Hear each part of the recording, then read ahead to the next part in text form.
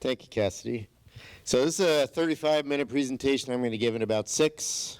So think quickly. We decided to get together under Bronson while he was still mayor and form the Southcentral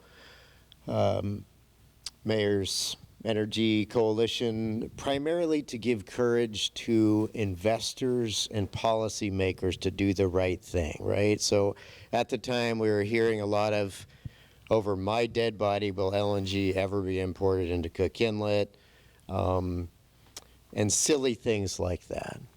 And we wanted to really evaluate the projects, the potential, talk about facts and numbers, BTUs, the things that really matter as far as energy availability in Cook Inlet here, and then present the facts to the public. We have, how many mayors are here? Mayor Whitney's here. Mayor Whitney's here. We'll have to text Brian, give him a hard time a little bit. So we got together, and this essentially what we're going to talk about today is the committee charge, and I'm going to breeze through a lot of these, so I'll just talk about it instead of talking about it. These are all the members of the coalition, and then we also put together as kind of a 2-tiered approach. We put energy and educational folks that intimately understand energy issues together on our technical committee. They've done a lot of the work in what I'm going to present right now. Our goals would understand the potential solutions, advocate for affordable solutions that keep the lights on and the heat on, which is more important than anyone's pride on a particular project. I think everyone agrees on that. What we did is we invited sponsors of the various proposed energy projects. We asked them the time frame for their projects, financial backing, projected cost of power or natural gas, energy output, roadblocks, and how we could advocate to move their projects forward. We were absolutely agnostic, which is why I think this was even popular at the municipality of Anchorage when we presented there. We didn't give the projects an R or a D, whether it was wind or geothermal or natural gas. We just looked at it rather agnostically, took the sponsors' information, didn't really challenge it. We've kind of laid it out there the way they presented it. And we'll get to that. How many want me to go over this slide? Why is there a natural gas shortfall? So just a little bit of history very quickly. Cook Inlet natural gas discoveries in the late 50s, early 60s. A lot of gas, no market. We're still a tiny little market, which is what discourages some investment.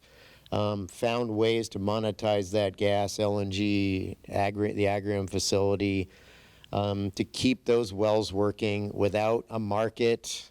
We likely would have had a natural gas challenge much earlier in our history, and a lot of that investment is what drew people to this basin. Later on, of course, we had Hillcorp coming in. I'm going to just openly thank Hillcorp for their investment. I think without them coming in when everyone else left, our challenges would have been much earlier and much more substantial. We appreciate their investment, their continued investment. You know, USGS talks about 19 trillion cubic feet of technically recoverable natural gas remaining. However, when those molecules were densely populated, they were economic. When they're scattered about in much smaller density, it's not economically recoverable. That's just the reality. And there may be pockets that are discovered in the future. We'll see. There's some unconventional gas in the valley and other locations that may or may not become a realistic target in the future, but the traditional gas is challenged here. It's a very expensive place to operate, difficult geology. We always have that small local market problem that's just going to remain. So we still have ongoing exploration by smaller companies. We'll talk about that in just a moment. This is essentially the outlook that we see. So we've used 70 BCF a year in Cook Inlet for decades. As our electrical usage has become more consistent, our population has grown, it's stayed relatively consistent. But we know by a very cold winter in 26 or a normal winter in 27, we're going to have some challenges. And we have contract challenges because of that. That's just the reality. And yes, we've been here before, but we haven't been here before when the basin was as mature as it is right now as far as natural gas exploration. So it's a little bit more critical at this point. What you see here is the green that the industry uses for production, the 35 BCF that's used for space heating, and the 25 BCF a year that's used for power generation. And you see how that becomes very challenged if we continue using as much natural gas for power generation as we're using today. So we evaluated these projects. I'm not going to go over them. And of course, we have one of them here today that's going to talk about their project. We're looking forward to that.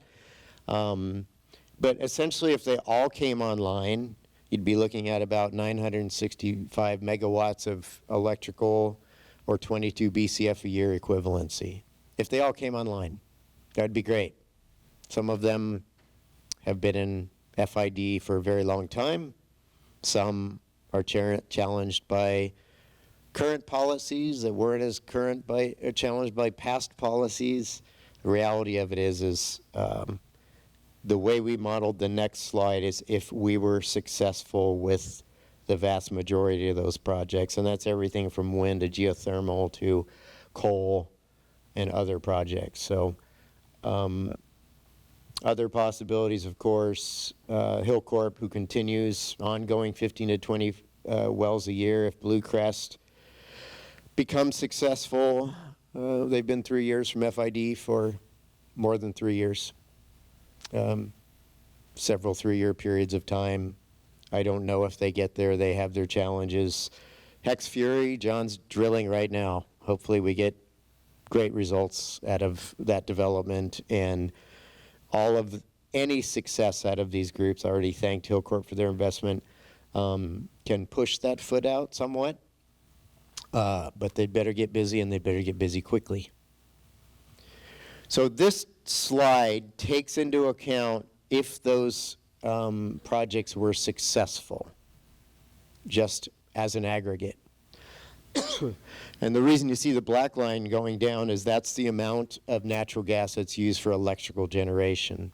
So if you took the demand off of the natural gas supply and it was only used for space heating, industrial uses, and for production, if they were all remarkably successful, it would push. Am I boring you that much already? Oh, no, you started early.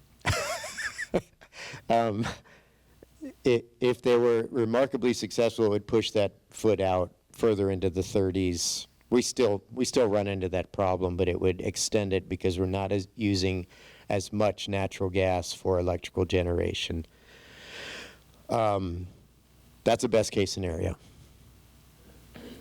Very unlikely to occur. And all of those dates when we began this study have been pushed out. So that challenge becomes more impending. I don't want to say ominous. I don't think this is an ominous thing. I think when you see the results of what we're talking about, that you'll see that there are some solutions. But is that easy to understand? That if you shifted the amount of gas that's generating electricity to other generation, that it would give us another decade before impending cold and dark. So North Slope gas, we've heard some good news lately, I think. I don't know if tariffs bring investors to the table, if there's some kind of a deal, but I will tell you this. I sold natural gas in the form of LNG to Japan for decades.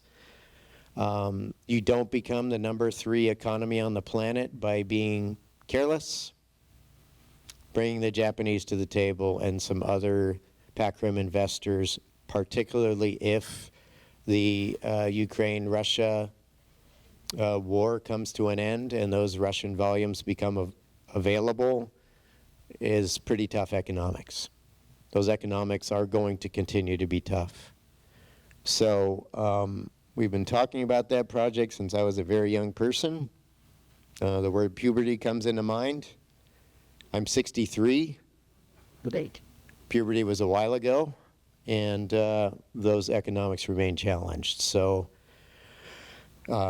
Not sure what Andrew's going to cover, but I'm not sure that goes away every night or overnight. But Andrew works for somebody, so his job is to discuss that from a lens of that is a very necessary project in one form or another, and we hope it comes to fruition. We're all working very hard to make that become a reality because the long-term need for AK LNG is very important. Imported LNG, we have a couple of options. The reality of it is our quickest response to an impending shortage is importing LNG in small volumes. The gap is very small initially. It grows over time. There are two options, the Harvest 2 Gatch brownfield rebirth of the Kenai LNG facility. Scott Jepson and I have been pushing that project when we realized that the scheduling of AK LNG is not going to fit into the scheduling of a shortage in Cook Inlet. It is the least expensive option for short-term adequate imports. And when you think about the fact that we're going to have, once Hillcorp completes their permitting of 50 BCF and SINGSA expands to 13 BCF, that we could have a winter of storage available at all times. Those small volumes of imports can really make up that gap for quite some time. You fill storage by November, the coldest of winters, and you have adequate gas supply available in the ground, ready to go to market. So it is the lowest cost for the short term. And Star Glen Farm talking about something a little larger that is certainly viable. However, a much larger investment, and larger investments, you have to cover the cost of that larger investment. So could slow down other potential projects just due to that, recovering that cost. My number for the Harvest 2 Gatch Old Kenai LNG facility investment is lower than the numbers they're using right now.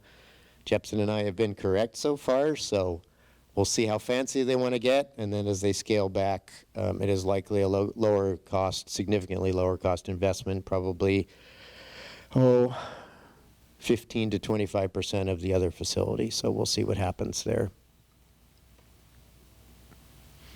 Takeaways, exploration potential may be large, but Cook Inlet is not attracting significant exploration investment. Reducing, eliminating the need for natural gas for power generation does not solve the long-term natural gas shortfall for heating. Renewables are important. They're unlikely to meet the schedule.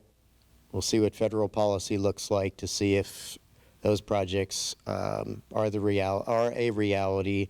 Certainly an important part of our portfolio going forward, not going to meet the immediate need. North Slope gas a possibility. Earliest 2031. 2031, how many of you have kids? How long does it take for 5 years to go by? Does it sound like this? Probably an unrealistic schedule. So we need to look at other options. LNG imports are an option. Certainty of supply in the near term, variability in volume.